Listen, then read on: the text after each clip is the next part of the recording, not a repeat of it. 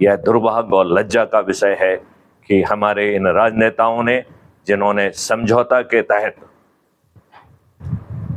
Transfer of power लिया और इन्हीं अंग्रेजों के साथ समझौता करते हुए इस देश के देशवासियों के साथ विश्वासघात करते हुए उन पर गुलामों के वही नियम कानून व प्रशासनिक व जुडिशियल व्यवस्था थोप के रखी है जो भारतीयों को उत्पीड़ित करने के लिए बनाई गई थी।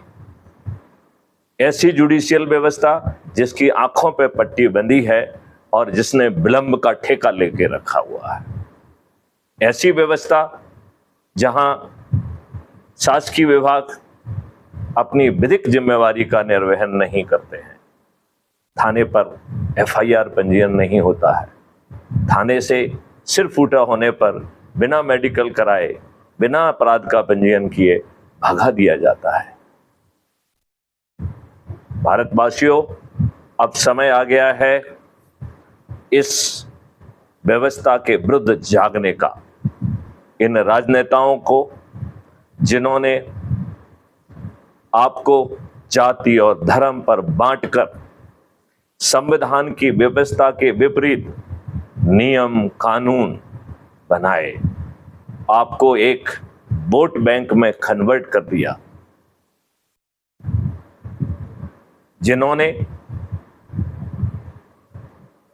अपने लिए घटिया कानून बनाए और आपके लिए भी अंग्रेजों के वही घटिया कानून आपके ऊपर थोप के रखे।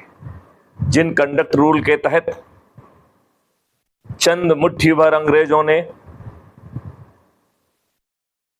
भारतीयों के विरुद्ध उपयोग में लाते हुए, उनके ऊपर बर्बरता करते हुए, उनके ऊपर जालियांवाला बाग जैसे हत्याकांड और गोलीकांड करते हुए इतने लंबे समय तक जो शासन किया है, वही व्यवस्था आपके ऊपर आज थोप के रखी है। यदि हम लॉर्ड मैकाले की 2 फरवरी 1835 की 1780 पेज की उस रिपोर्ट पर ध्यान दें, जिसमें ओपनिंग रिमार्क था कि I traveled every nook and corner of the country and I did not find even a single beggar or a poor man. भाइयों बहनों, ये सोचने का विषय है कि इन दुष्ट राजनेताओं ने, इन दुष्ट अंग्रेजों ने ऐसी क्या लुटाई की है कि आपकी व्यवस्था दयनीय हो गई। भारतवासियों को 2-2, 3-3 भूखमरियों से गुजरना पड़ा और जिसमें लाखों की संख्या में लोग बाग काल कलवित हो गए।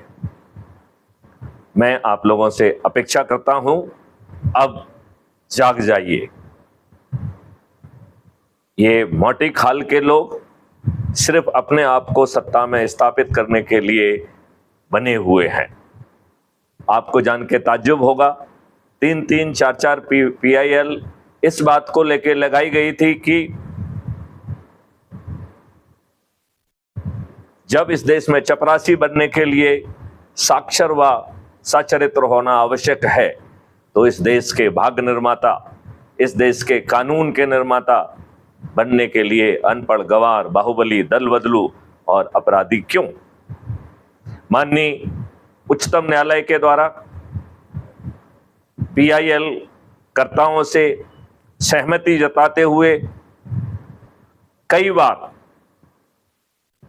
पार्लियामेंट से निवेदन किया कि पीपल्स रिप्रेजेंटेटिव एक्ट 1950-51 में संशोधन कर यह अहारताएं डाल दी जाएं, लेकिन इन दुष्ट राजनेताओं को तो और कुछ ही मंजूर है। इन्होंने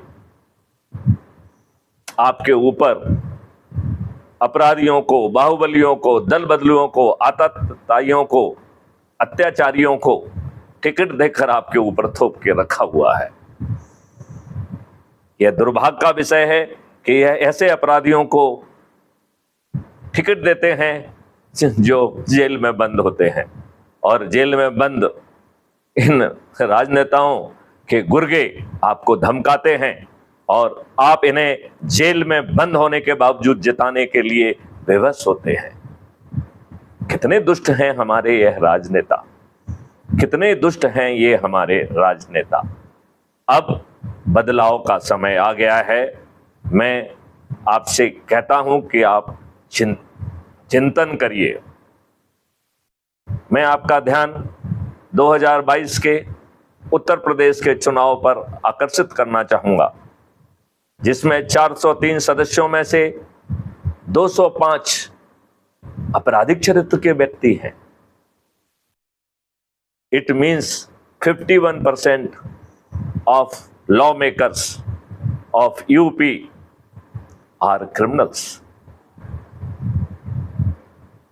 पार्लियामेंट की स्थिति इससे बहुत बेहतर नहीं है। मेंबर ऑफ पार्लियामेंट के अपने ही एफिडेविट के अनुसार 42% एमपीज क्रिमिनल रिकॉर्ड के व्यक्ति हैं। दुर्भाग्य का विषय है कि 29% इसमें जघन्य अपराधों के अपराधी हैं, जैसे हत्या, लूट, डकैती, किडनैपिंग, बलात्कार। कितना दुर्भाग्य और निंदा का विषय है। हमारे राजनेता इतने दुष्ट हैं, इन्होंने जाति और धर्म के आधार पर घटिया कानून बनाए हैं जो संविधान की मूल भावना के विपरीत हैं।